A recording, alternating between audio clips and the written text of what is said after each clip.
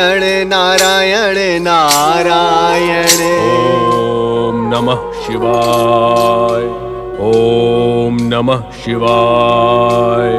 नारायण नारायण। ओम नमः। ये शिव भक्त ऋषि कौन है ओम जिन्हें मैं नहीं पहचानता? ओम नमः शिवाय। ओम नमः शिवाय। नारायण नारायण। ओम नमः शिवाय। ओम नमः शिवाय। ओम नमः शिवाय। ओम नमः शिवाय। ओम नमः शिवाय। ये तुम्हारी बुद्धि एवं स्मृति की परीक्षा का अवसर है नारद। इन ऋषिवर से इनका नाम पूछे बिना ही तुम्हें इनकी पहचान का पता लगाना होगा। नारद, तुम तो ब्रह्मा जी के मानस पुत्र हो। तुम्हें तो जन्म से ही अनेक सिद्धियां प्राप्त हैं, परंतु तुम सदा प्रश्नों के साथ जिज्ञासा के सागर में भटकते रहते हो। इन ऋषिवर का परिचय जानने के लिए तुम अपनी दिव्य दृष्टि का प्रयोग क्यों नहीं करते हो?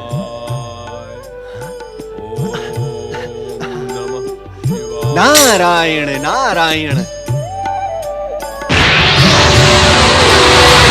ओम नमः शिवाय। ओम नमः शिवाय। परम शिव भक्त जमदग्नि पुत्र राम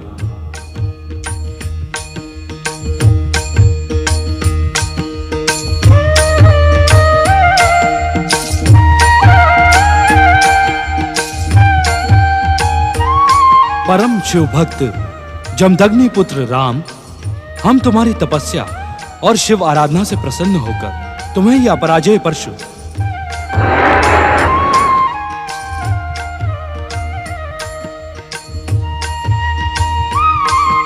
और अपना शिव धनुष प्रदान करते हैं।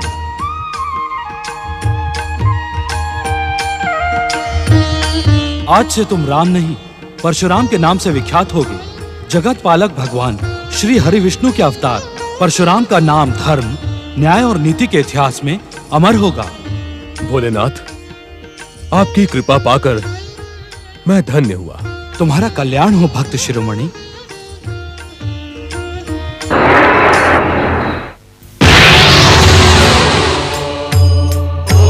ओम नमः शिवाय।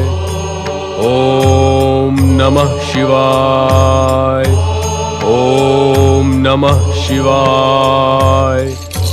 ओम नमः शिवाय। नारायण नारायण। परम भागवत श्री हरि विष्णु के अंशावतार महर्षि परशुराम को नारद का प्रणाम स्वीकार हो। प्रणाम देवर्षि नारद। देवर्षि, धन्य भाग्य मेरे जो अनायास आपके दर्शन हुए। नारायण नारायण। ऋषिवर, मुझे आपकी महानता का और दिव्यता का भली भांति ज्ञान है। आप इस प्रकार प्रणाम करके मुझे लज्जित न करें, किंतु आपकी शिव भक्ति को देखकर इस समय मेरे मन में एक जिज्ञासा उठ खड़ी हुई है। देवर्षि, शिव आराधना को लेकर कैसी जिज्ञासा? नारायण नारायण। ऋषिवर, मैं आपसे ये जानने का इच्छुक हूं कि देवादिदेव महादेव से वरदान पाने के पश्चात भी निरंतर शिव आराधना का कारण क्या है? देवर्षि, इस पृथ्वी पर क्षत्रियों के अन्याय और अत्याचार बढ़ते जा रहे हैं। अहंकारी क्षत्रियों के अहंकार और अभिमान के कारण सारी पृथ्वी त्रस्त है। इसलिए मैं भगवान शिव से प्रार्थना कर रहा हूं कि क्षत्रियों को उनके अत्याचारों के लिए दंडित करें। नारायण नारायण। महर्षि, किंतु देवादिदेव आपकी शीघ्र प्रार्थना नहीं सुनेंगे। क्यों देवर्षि? भगवान शिव तो आशुतोष हैं। वे प्रार्थना से शीघ्र प्रसन्न हो जाते हैं। हो तो जाते हैं, किंतु आप कहते कहते रुक क्यों गए देवर्षि? ऋषिवर, अभी अभी कैलाश पर एक विचित्र किंतु एक प्रेरक घटना घटी है। देवादिदेव महादेव उससे विशेष प्रभावित हुए हैं। इस कारण विचित्र एवं प्रेरक? ऐसी कौन सी घटना है देवर्षि? ये तो आप स्वयं कैलाश जाकर ज्ञात कर लें। नारायण नारायण नारायण नारायण नारायण। कैलाश में ऐसी कौन सी प्रेरक घटना हो गई? कैलाश चल के देखते हैं। ऐसे क्या देख रहे हो पुत्र गणेश? ऐसा प्रतीत होता है जैसे तुम कुछ कहने के इच्छुक हो। कहना तो चाहता हूँ माता, किंतु निर्णय नहीं कर पा रहा कि कहूँ अथवा नहीं। अपनी बात कहने में संकोच नहीं करते पुत्र। पिताश्री, मैंने तो सुना है कि माताएं अपने पुत्र की भूख और प्यास की चिंता अपनी भूख प्यास से भी अधिक करती हैं। किंतु इतने भयानक संघर्ष, घात प्रतिघातों को सहकर मैं कितना अधिक भूखा रह गया हूँ, किंतु मेरी माता को मेरी भूख की तनिक भी चिंता नहीं है। देवी पार्वती, पुत्र गणेश सत्य कह रहे हैं। आपको इनकी भूख का ध्यान रखना चाहिए। किंतु स्वामी, माता, स्नान पर जाने से पूर्व आपने जो मोदक और लड्डू मुझे दिए थे, उन्हें तो मैं युद्ध के मध्य ही पचा गया था। देवी पार्वती, गजानन बनने के पश्चात गणेश की भूख भी गज अर्थात हाथी के समान हो गई है। आपको इनकी भूख का शीघ्र ही शमन करना चाहिए। मैं तो भूल ही गई थी पुत्र गणेश कि तुम अपने पिता के समान युगों तक निराहार नहीं रह सकते। मैं अभी तुम्हारे लिए स्वादिष्ट मोदकों का प्रबंध करती हूँ। देवी पार्वती, श्री गणेश को अपनी दिव्य शक्ति से नहीं अपितु माँ की ममता का प्रमाण देते हुए स्वयं अपने हाथों से मोदक बनाकर खिलाएं। जो आज्ञा स्वामी। पिताश्री, क्या माता अपने हाथों से मोदक बनाकर आपको भी भोग लगाती हैं? पुत्र गणेश, मोदक का नाम तो हमने पहली बार तुम्हारे प्रकट होने के पश्चात तुम्हारे ही मुख से सुना था। हमें तो ये भी ज्ञात नहीं कि मोदक कैसे बनते हैं, किंतु आज हम तुम्हारी माता पार्वती की रसोई अवश्य देखेंगे।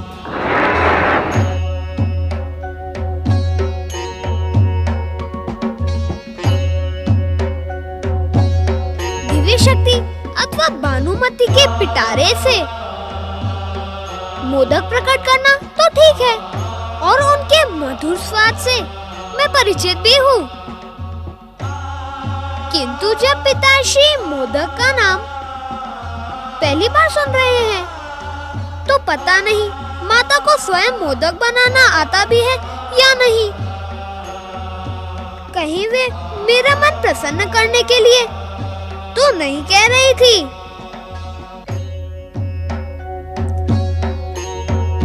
किंतु माता असत्य क्यों कहेंगी? मोदक आने तक मुझे प्रतीक्षा करनी पड़ेगी।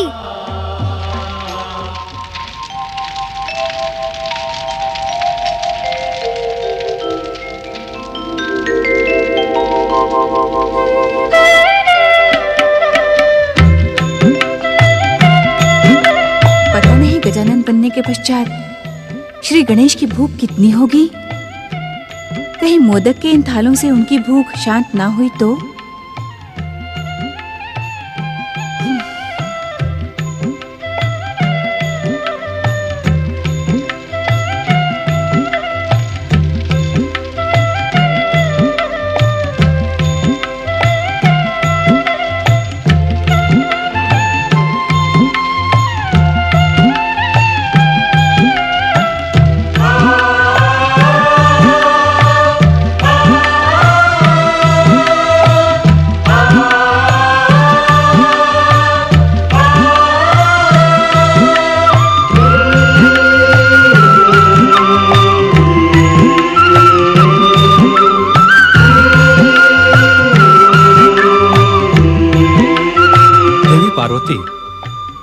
तुमने आज तक हमें तो मोदक खिलाए नहीं। पति और पुत्र के बीच इतना पक्षपात क्यों? स्वामी, देवी पार्वती, मेरे परिहास को आप अन्यथा ना लें। पुत्र के प्रति स्नेह में ही पति का सम्मान और प्रेम छुपा रहता है। किंतु क्या स्वामी? सुमुखी शक्ति स्वरूपा देवी पार्वती, तुमने हमें बताए बिना ही अपने पुत्र की रचना कैसे कर ली? यदि तुम बता देती तो ये सारा कांड होता ही नहीं। मुझे बताने का अवसर ही कहाँ मिला स्वामी। मैंने तो स्नान अनुष्ठान के पश्चात श्री महागणेश के पूजन का संकल्प किया था। अपने संकल्प की पूर्ति से पूर्व मैं आपको अवश्य बता देती, किंतु आपने मेरे बताने से पूर्व ही श्री गणेश पर त्रिशूल से प्रहार कर दिया। वो हमारी भूल थी देवी पार्वती। योग और वैराग्य को धारण करने वाले शिव में क्रोध की उत्पत्ति न जाने कैसे हो गई। स्वामी, स्वयं आपने ही तो कहा था कि ये सारी घटनाएं परम देव श्री महागणेश की इच्छा एवं संकेत से हुई हैं। तो भूल का प्रश्न ही कहाँ उठता है। जो हुआ वो तो होना ही था। सत्य तो ये है स्वामी कि जन्म जन्मांतरों से मैं श्री महागणेश के इसी रूप की माता बनने की कामना कर रही थी।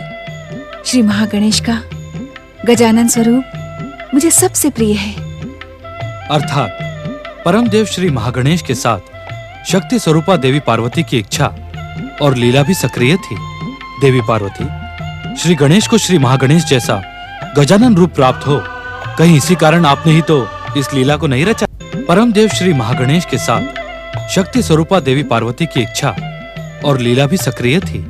देवी पार्वती, श्री गणेश को श्री महागणेश जैसा गजानन रूप प्राप्त हो, कहीं इसी कारण आपने ही तो इस लीला को नहीं रचा।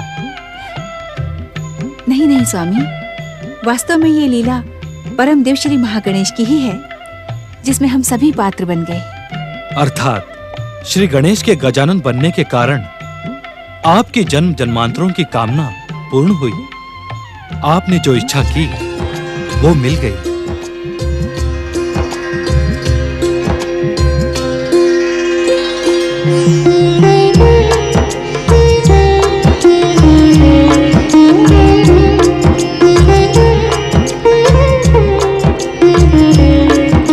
क्षमा करना माता, क्षमा करे पिताश्री। अब मेरा धैर्य समाप्त होता जा रहा है। मेरी सुधा गत सुधा के समान तीव्र होती जा रही है। मैं यहाँ अपने आप को आने से रोक न पाया।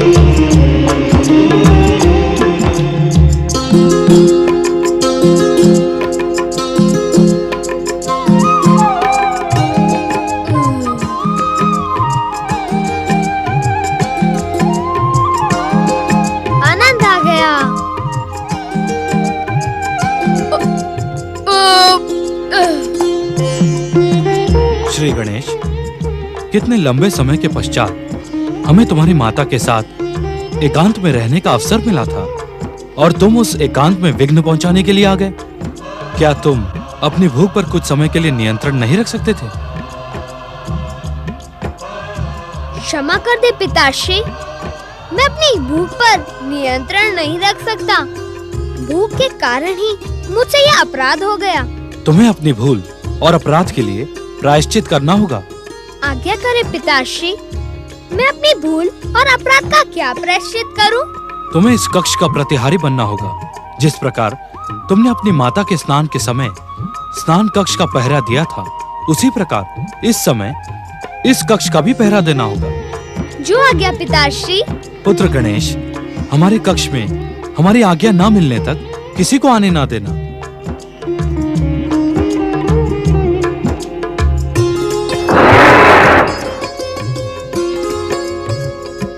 ये लो पुत्र, हमारा त्रिशूल धारण करो।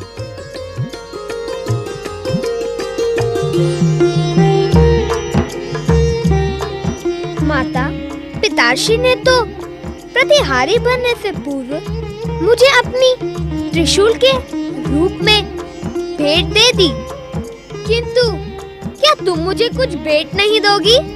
कैसी भेंट श्री गणेश? पिछली बार जब मैं आपकी आज्ञा से प्रतिहारी बना था, तब आपने अपनी दिव्य शक्ति से प्रकट स्वादिष्ट मोदक और लड्डू मुझे भेंट किए थे, किंतु आपके हाथ से बने मोदकों के सम्मुख वे दिव्य मोदक तो स्वादहीन हैं। श्री गणेश, आपके कक्ष के बाहर पहुंचने से पूर्व ही ये मोदक के थाल बाहर पहुंच जाएंगे। सत्य माता।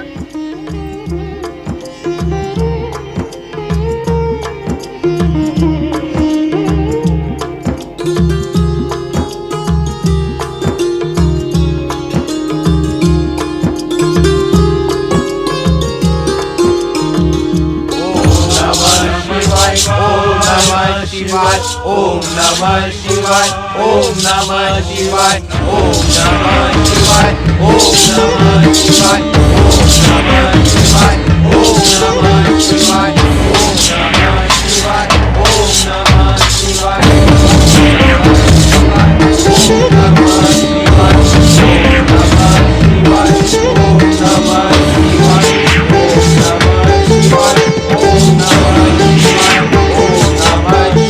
जय जय शिव शंकर।